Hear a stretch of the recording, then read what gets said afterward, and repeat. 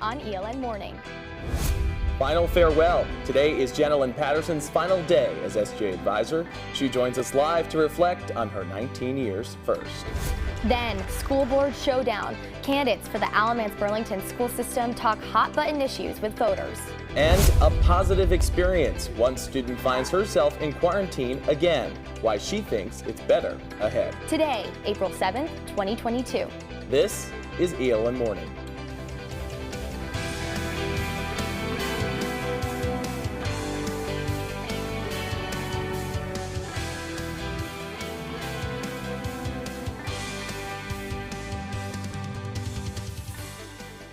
Good Thursday morning, everyone, and thanks for waking up with us. I'm Ashlyn Deloughy. And I'm Baylor Rodman. Welcome inside the Jane and Brian Williams studio for another edition of ELN Morning. Ashlyn, good morning. Good to be with you. End of school year is coming up. Lots of changes we approach that. Lots of changes from the basketball court, which we'll get to later, to the Senate floor, as Dean of Students Lynch Peterson is stepping down as advisor to the Student Government Association after 19 years. Just hours from now at the annual Lambert Awards, when the next executive board is sworn in, Dean P's service comes to an end. That's right, and Lynch Peterson joins us live in studio now. Dean P. Good morning. Thanks for being here. So 19 you. years. I mean, 19 years. Got to serve with you for a little of that time. So, but I mean, how does it feel to have your Thursday? It's a little surrealistic. It's been a great joy, and I think folks see, every Thursday night has been a burden, although I was teasing the Senate the other night that, one, I had the fewest absences of any member of the Senate. I had perfect attendance this year, and I never got to vote on anything.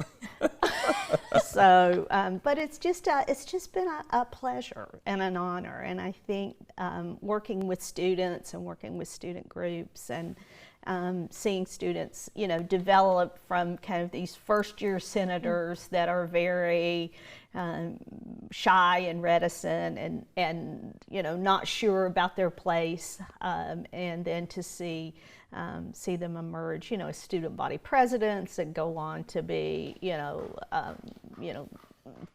as alums what they're doing, and so or to see them as a student leader, and sometimes them coming to say, look, I found my place somewhere else and I don't think I'm going to continue with SGA, but to see that development and it's fun.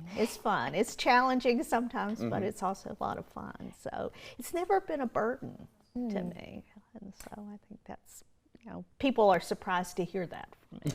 I'm so curious too, 19 years ago, right? What made you want to take on this role? Well, we had a transition. So I had actually indirectly been an advisor for SGA because I supervised student activities. And the director of student activities was the advisor. But when Dr. Lambert came in and had been here for a few years, he really felt like, he said, I really want to elevate advising for this organization. This organization is independent, is important to me. It's important to the senior staff, and so we had a natural break. Barb Carlton, who's back here now, but who used to be his director of student activities, was the advisor, and she was leaving to take another job for a while, and so we made that transition, that full transition. Yeah. Awesome. Sure. Yeah, and we have a few. Former student body presidents who the students would remember, who had a few words to say. Let's take a look. Now I'm going to cry. There's a reason why everybody that has worked closely with Dean P for the most part freaking loves her. She just cares about students so much. She wants to make sure that students are their best selves and want to make sure that they have the resources and supports that they need to thrive, and to just take full advantage of the ELN experience. Student first, empathy, those are some of the words that they used to describe you. Just what are your reactions to that? It just, the emotions hit. The emotions hit sometimes. We've got plenty of photos too, Dean P, of you looking back, as we look back on not only just your time in SGA, but at ELN. So just tell us, as we marked certainly an end of an era, what is the next step for Dean P? Well, I think, certainly, one, I'm excited. Oh, there they are. There we are. I don't need to cut you off. I'm sorry. Go ahead. Go ahead. Yeah, there we are. My goodness gracious. But next I'm sorry to cut you off, but for the future, Well, I think certainly it gives me a little more time to focus on some other kind of roles, and my role is really as Associate Vice President and Dean of Students, to focus on around wellness and well-being, in looking at how, where do we want to be 10 years from now, working with our council on wellness and well-being. And so I think that, ELN will fill your time up. But that's a kind of a renewed focus and vigor for me. Sure. And so I'm excited about that. But I am, I also, it will be, being with SGA has always been nice because I've kind of had that natural link to students. That's why I got in this business. It was not, believe me, to monitor COVID cases, but it was to be a mentor, because I had great mentors in college, and to be a mentor and to work with students. And so I'm going to go back. I'm going to teach ELN 10-10 again. So I haven't taught ELN 10-10 probably 15 years. So I'm going to do that. But also, I think I'll be more intentional. I'll be on the other side, coming to make presentations, hopefully, about where we are with some of our wellness and well-being initiatives over the next couple of years, and being able to process through that. So that's exciting. Well, amazing. It's, again, end of an era, but we're happy to have you with us. Well, thank you so much. It meant a lot to have you invite me. Of course. Of course. Well, Janelyn Patterson, the Dean of Students, former advisor as of 5:30 today, live with us this morning. Thank you very much. Thank you.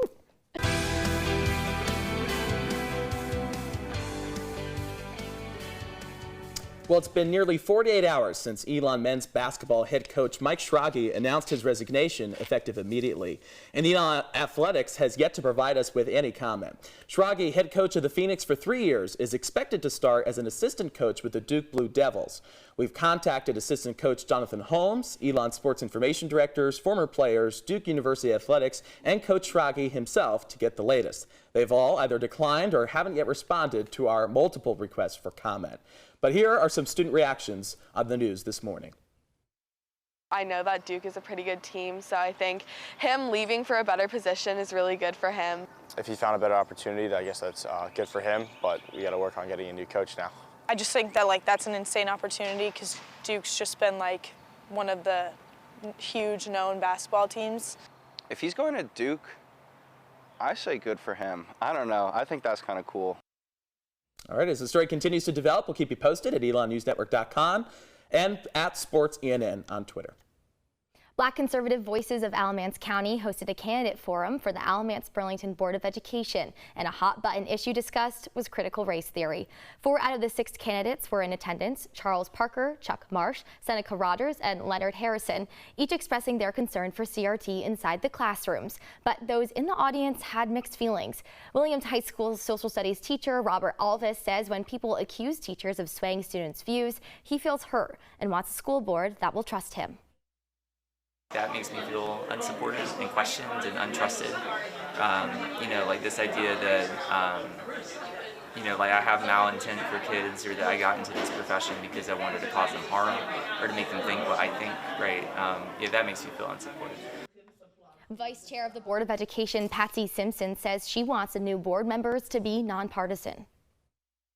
I'm looking for school board members who will keep the focus on the most important thing, and that is our children, and on teaching and learning, and not on any political agenda. 6 candidates are running for the 3 open seats on the Board of Education this primary season. Our continued coverage of the school board and other primary elections can be found on our website, elonnewsnetwork.com. With 48 active cases of COVID-19 on campus, students are finding themselves in quarantine yet again. ELN sophomore Julia Ashbrook is currently halfway through her quarantine period. She's decided to take an at-home test after her roommate started having symptoms. Ashbrook says she's asymptomatic and only sent the test results to quarantine support so her professors would have proof from the school that she's positive. She says her experience from online classes to ordering meals is enjoyable given the circumstances. Been kind of a nice little break to be able to just stay home and relax and not have to get up to the busyness of ELN's daily life. Ashbrook says the experience is very similar to when she tested positive back in January 2021, but it's better because she's not at the True Hotel.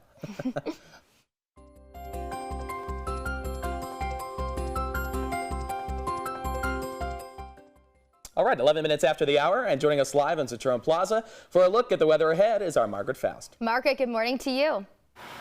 Good morning, Ashlyn and Baylor. It is already humid in just a few minutes after 10. Humidity is going to peak at 85% this afternoon with thunderstorms between 12 and 1 p.m. So let's stay on our toes. Let's take a look at your Phoenix 5-day forecast. Tomorrow, the weather is going to be pretty consistent with what we're seeing today. Saturday, temperatures are going to dip into the mid-50s, which is not great, and there are going to be thunderstorms on Sunday. Not ideal for your weekend weather, although temperatures are going to heat up when we get back into the classroom on Monday, with temperatures in the 70s and even 80 degrees on Tuesday, which is going to be a great treat. That's all for your Phoenix 5-day forecast. Back to you in the studio. Margaret Faust live at Citroen Plaza for us this morning. Thank you so much. Tonight is opening night for this year's spring play, The Cherry Orchard. The show is based in early 20th century Russia, following a Russian aristocrat who faces the possibility of losing her family's cherry orchard estate. Elon Jr. Connor Staub plays a servant and a clerk at the show. He says he's looking forward to his first time performing maskless at Elon. Being able to do a play without masks is so incredibly freeing and fulfilling after the whole pandemic, because when you're wearing masks, you can't really take in your other or your fellow actors as much. The actors are set to perform at McCrary Theater tonight through Saturday at 7:30 p.m. and Sunday at 2 p.m. Tickets are free for students and are available online at elon.universitytickets.com or at the box office in the Center for the Arts. Well, it looks like it's going to be a good show. Going to have to head out. Yeah, absolutely, Yeah. Especially without the mask. I know that's a big deal. Yeah, it's a big deal for them, and seems like a great show. So I'll be there. Well, that is all the news we have for you this morning. Thank you so much for joining us. For all the news you need to know when we're not on the air, visit our website, elonnewsnetwork.com. And follow us on social media at Elon News Network. Have a great, have a safe, have a healthy weekend, Elon. We'll see you back here Monday at 6 p.m. for ELN. Bye now.